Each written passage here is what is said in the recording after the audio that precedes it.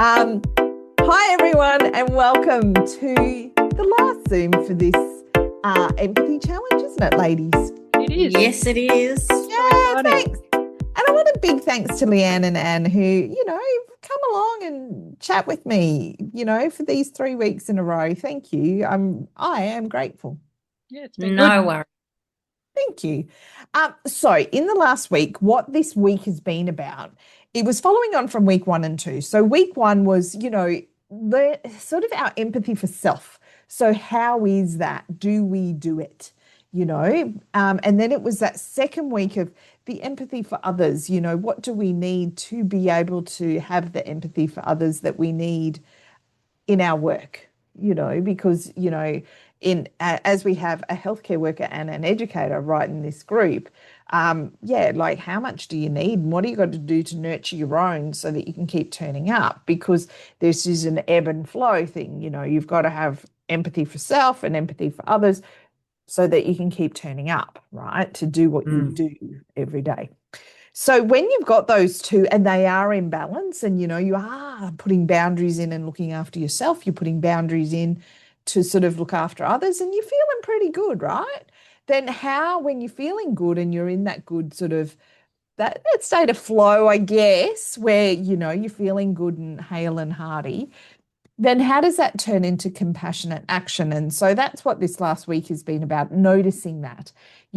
How do I notice my balance so that I can flip it and act from empathy to reduce any reactivity that I might have in my life when I'm working with people. And so therefore I have more clarity in my work, more kindness, and increase that connection so that that compassionate action naturally occurs almost. And it feels less forced, I guess, is what we're looking at here.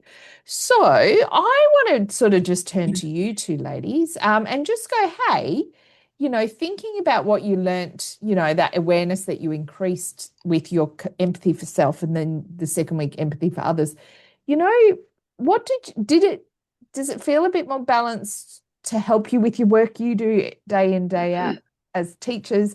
Leanne, you're a teacher and you're a nurse in healthcare. Like, did it feel like it balanced out a bit better? I don't know. Yeah, I think putting it all into action was easier. I don't know about you, Leanne, but it felt easier. It didn't feel as forced or unnatural. Does that make sense? Great. Mm. Yeah, I probably I must say that the one big thing that I took away was because I actually didn't consider empathy and how important that has in maintaining relationships. For me, it was like, oh, when you first meet someone, we talk in neurolinguistic programming about, leading teams, and it's all about in order to lead, you have to develop rapport. And how do you develop rapport? Well, you show empathy. But I actually didn't think about it as much as, well, how do you use empathy to keep that relationship positive and fruitful and, healthy? Yeah. So that was the biggest turning point for me, I've got to say. Because it is that part that empathy, you just, it reduces our impulsivity, it sort of, and our ability to feel overwhelmed at times. And so because of those things, we kind of are this almost very calm, measured, almost predictable person that is quite rational and realistic. And so we kind and that's actually really positive to the people we're dealing with because Yeah. they're like, oh my God, this has happened. Oh, I'm going to have to tell Leanne.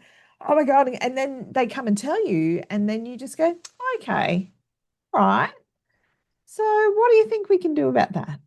And then, like, can you see how, like, your reaction to those sorts of events, everyone would just go, oh, okay, well, all right, how are we going to solve this? All right, let's all look around at Yeah. each other and sort it out. Yeah. Okay. It's not a big deal. Okay, Leanne's sort of our leader here, and she's not saying it's a big deal. So, okay, it's not a big deal. All right, then what are we doing? And so it kind of that calmness and that way that you're going, okay, I hear that. Well, what are we going to do here? It just helps people to, go, oh, okay, we're connected and we're going to figure this out. All right, I like it. Yeah, and that was a big learning for me because I never thought of empathy in that way. But that's, I guess, what I'm talking about is you empathy is not just something you use at the start of a relationship or in the face of a tragedy or adversity, but it's also in the face of conflict. Oh gosh. And I have never thought about using empathy in the face of conflict, and how important it is to be able to diffuse, as you say, all those heightened emotions. And interestingly, I saw an advertisement on Instagram, or it was a reel from a coaching organization, and they were talking about when leaders get stressed, overworked, most of their decisions, reactions come from that amygdala part of the brain. And one of the big things that when she was working with these leaders, one of the big things that they learned was about breathing and the power of breath work, because then it allowed them to get into that prefrontal cortex. Yep. So, yeah. I love that when they do talk about that, and they talk about the logic versus limbic. So, like you've got that limbic system that's going, ah! And, what can you do to regulate that sort of, to get the logical part of our brain to override it and go, okay, this is a lot. All right, what do we do here? Okay. And it's because if we don't, we keep, because they sort of say because the limbic system's here and the logic system's here. So you've got that whole, or is it in reverse? I never get that quite right. And then people say they're like going like this back and forth with their head. And that's when it's in chaos. That's how it can feel. Like if your leader's in that chaotic sort of space. So it's like, how can we all just breathe and go, this is a bit of a mess, but you know what? We've got a room of intelligent people here. So actually, let's figure it out. Yeah. And again, it takes skill to be able to recognize, I'm feeling really heightened right now, to be able to say maybe this isn't the right time for us to be having this conversation. Definitely. If you don't think you can show up and be and have empathy, think about it. How many times have you seen it at work, where it's just going terribly, like you can see a train wreck happening in front of you, and you just want to jump in and say, hey, time out, could we stop everything that's happening here right now and come back later? Because the beauty of time will actually make it all better. Yeah. But the people are so horns, locked, and they don't want to shift. Yep. Yeah. I mean, you've seen that before. I know, you just want to, you want to wave your empathy wand, I think, and I can see both sides of what's going on here, and let's call a time out.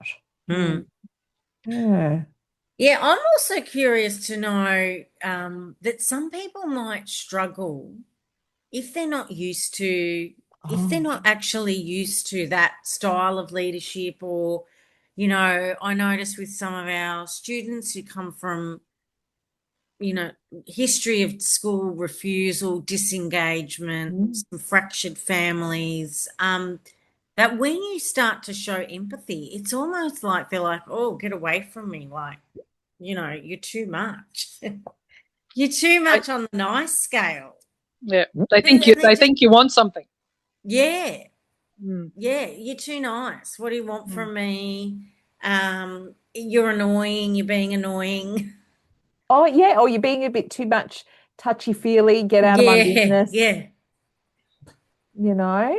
Mm, It is that. And so that's once again, you have to have empathy and kind of really understand that when they are so stressed and so mm, heightened and you know and have got probably a past history of transactional relationships where you know like if you're being nice to me that's because you want something yeah. because you know that's their experience of life mm, so mm. far you know and it does take a while to win them over doesn't it Mm, mm, and that's why you know I guess you need that leader who constantly sort of is role modeling that empathy don't you yeah.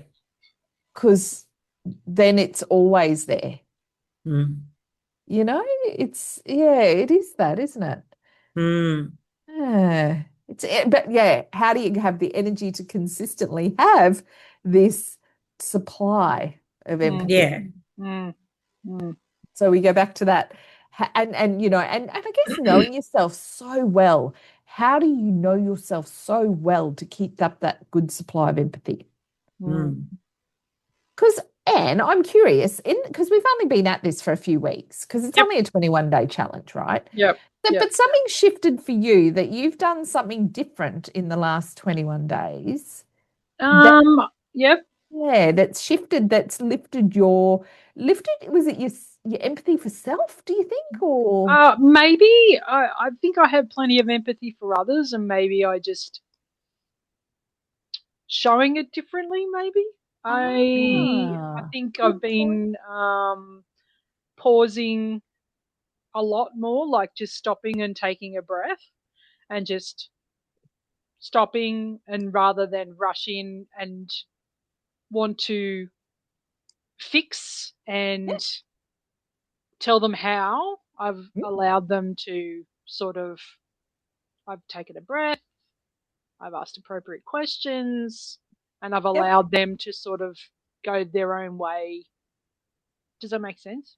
Oh, mm. that's Right. like the perfect, like that's I wish we could all do that all the Yeah, time. yeah. Like, Mm, Because I think y- it was the not pausing and taking a breath before speaking, I yeah. think. Yeah, yep. And I That's me. guess, yeah, and just jumping in and fixing because you know yeah, you can, Yeah. because you're the expert. You're the yeah, expert of because you work in your space. Like you've yeah, been doing it for years. yeah, It's what yeah, you do. yeah, But you're saying, even knowing that you could have fixed it, even yeah, knowing that you could run in and do what you've always done, you stopped yeah, and you went, wait a minute, I'm going to yeah, Mm, pause. yeah. And I'm going to ask this person in front of me, what do they want to do? Mm, mm, mm, mm. And I'm going to wait for an answer. Yeah, yeah, mm, yeah. And now we've all got a bit more space and we're all feeling a bit different. How Mm, weird is that? yeah, mm. yeah, You know? And yeah, isn't that interesting that you know, like people sort of go like would think they have to go on a retreat and spend a whole day meditating, etc. But all you did was just yeah, sort of stop doing what you normally do, yeah, just pausing and just go, I'm going to yeah, go a bit slower here and I'm going to yeah. dive in. Oh, Yeah, and it's interesting the breathing scenario you were using in the room full of leaders.